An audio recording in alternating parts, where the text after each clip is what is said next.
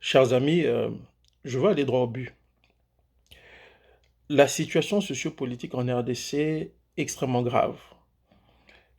Si l'on y prend garde, nous risquons d'assister à une situation de chaos généralisé à l'image de ce qui s'est produit au Rwanda en avril 1994.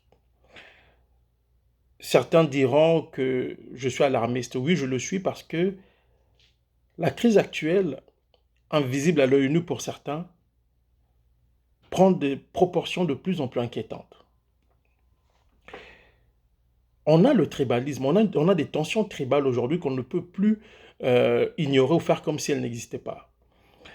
Moi, je suis de ceux qui n'ont pas de problème à ce que Félix Tshisekedi fasse des nominations à la présidence ou ailleurs de ses frères tribales. Je n'ai pas de problème à ce que des Balouba, nos compatriotes Louba, occupent des fonctions importantes dans le pays. À partir du moment où ce sont des Congolais, à partir du moment où il y a de l'expertise, à partir du moment où il y a le savoir-faire, je n'ai pas de problème qu'on remplisse les institutions des Balouba.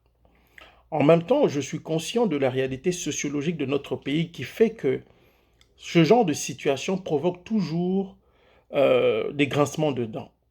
Et là, on est en train d'assister à la montée en puissance des sentiments anti-Louba dans le pays.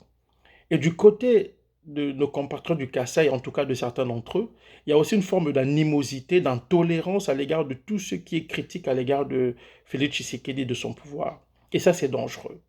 Et cette situation risque de déboucher sur une situation de crise beaucoup plus importante que celle qu'on a vue ou pu observer au Rwanda. Pourquoi? Parce qu'au Rwanda, contrairement à ce qu'on a toujours dit, la crise n'était pas ethnique, elle était politique et régionale. Pourquoi? Parce qu'il y avait d'un côté les Hutus du Nord qui étaient au pouvoir, donc le président Abiyarimana, et de l'autre les Hutus du Sud qui lui en voulaient depuis le coup d'État de 1973, qui avait écarté le président Grégoire Kayibanda, qui était Hutu du Sud.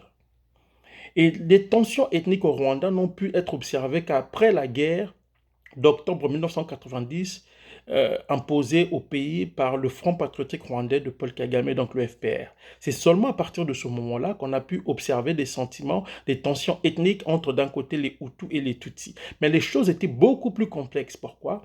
Parce que les Hutus qui étaient contre les Tutsis, c'était les extrémistes Hutus. Mais de leur côté, ils avaient quand même des alliés Tutsis aussi. Et du côté du Front patriotique rwandais, il y avait des Hutus qui le soutenaient aussi. Donc au Rwanda, encore une fois, la crise était politique et régionale. Donc les Hutus du Nord étaient proches des Tutsis de l'intérieur et le Front patriotique rwandais, donc le parti de Kagame, était proche des Hutus du Sud et de certains Tutsis, bien entendu. Et quand il y a eu le génocide, on a assisté à des situations ubuesques parce que, contrairement à ce que l'on dit, ce n'est pas les Hutus qui ont massacré les Tutsis, non. Les extrémistes Hutus ont massacré des Hutus, considérés des Hutus de l'opposition. Les extrémistes Hutus ont aussi massacré des Tutsis qui étaient soupçonnés d'être proches de Kagame. Et du côté de Kagame, donc du côté des Tutsis, on a massacré des Hutus, mais aussi des Tutsis de l'intérieur, qui étaient considérés comme des traîtres à partir du moment où ils étaient restés fidèles au régime du président Juvenal Habyarimana, qui était Hutu du Nord.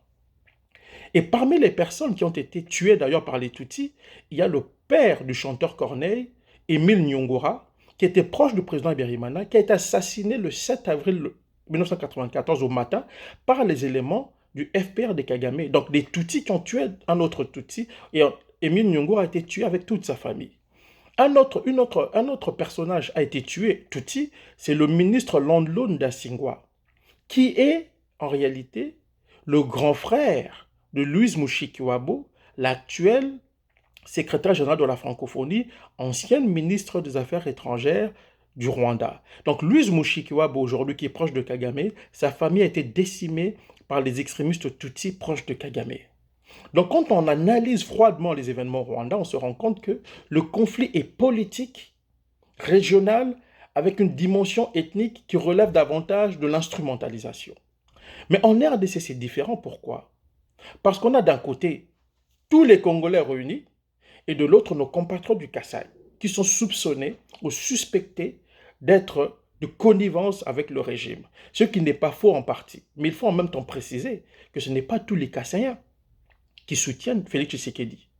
Le pouvoir de Félix Tshisekedi est aujourd'hui perçu comme un pouvoir tribal, pas comme un pouvoir congolais. Et c'est en cela que la situation est dangereuse, est extrêmement dangereuse.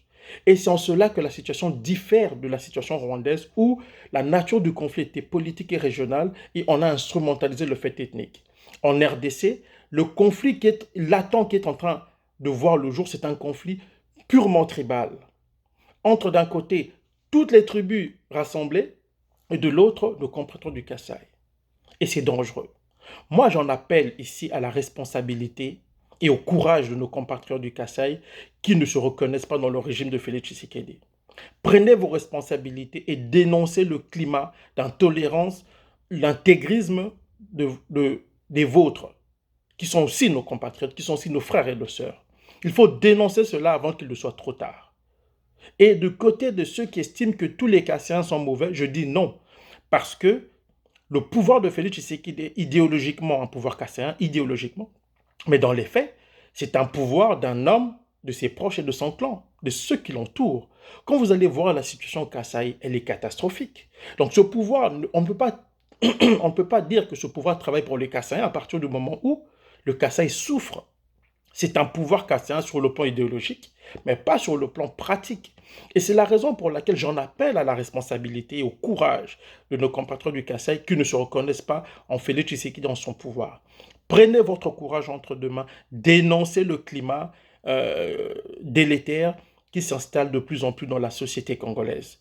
Entre autres, à cause, entre autres, de la plupart des intégristes de l'UDPS et même des intégristes Luba ou de nos compatriotes qui sont intolérants. Il faut le dénoncer, il ne faut pas avoir peur de le dire. Vous savez, au Rwanda en 90, lorsque le FPR a envahi le pays, des intellectuels Tutsis ont pris la parole en public et se sont distancés des actions de Kagame. Pourquoi? Parce qu'ils avaient compris que ce pouvoir-là pouvait emmener à la, amener à la division des Rwandais et causer des dommages irréversibles. Et on l'a vu avec le génocide. Et on a vu comment ce même FPR s'est attaqué aux Tutsis aussi. Donc, que nos compatriotes du Kasaï, qui sont lucides, ils sont nombreux, qui ne se reconnaissent pas dans ce pouvoir, pardon, vous devez prendre vos responsabilités. On ne peut plus être dans des faux fuyants, on ne peut plus critiquer le pouvoir de Félix Tshisekedi à bas bruit. Non, il faut prendre ses responsabilités. Il faut se distancer de ce qui se fait en votre nom. Parce que ce pouvoir et ces intégristes font des choses au nom de tous les Kassaïens et la foule ne réfléchit pas. Tous les Congolais qui observent ça se disent mais Loubandé Bazo Salabon. Et face à votre silence, il est normal que les gens deviennent indignés. Il est normal que les gens se disent que tous sont dans le même sac, même si cela en réalité n'est pas vrai. Nous avons des amis kassaïens avec lesquels des amitiés ont été rompues, des distances ont été créées à cause de ce pouvoir. Que ceux de Kassaïens qui s'estiment congolais d'abord avant d'être Louba prennent leurs responsabilités. Que l'intelligence kassaïenne, que les notables kassaïens prennent leurs responsabilités parce que cette situation peut déboucher sur une crise irréversible. Pire que ce qui s'est passé au Rwanda. Et je vous dis, si en 2023, Félix Tshisekedi se permet de s'imposer par la force ou par la fraude, et si les gens se sentent incapables de le déboulonner, ils vont s'attaquer aux Kassaïens dans tous les coins de la République. Et prenez au sérieux ce que je vous dis. Lisez la psychologie des foules pour comprendre comment les foules réfléchissent et réagissent à certaines situations. Le Congo nous appartient à nous tous. Le Congo appartient aux Kassaïens, aux Bangala, aux Baluba, à ceux qu'on appelle les Swahili et à tant d'autres peuples.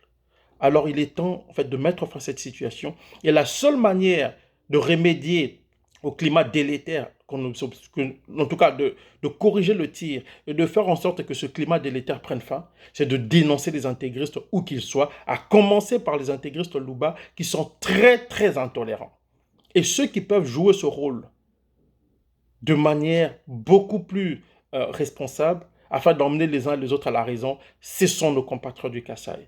Prenez vos responsabilités. Je sais qu'il y a beaucoup d'entre vous qui ne se reconnaissent pas en ce pouvoir, qui le critiquent d'ailleurs.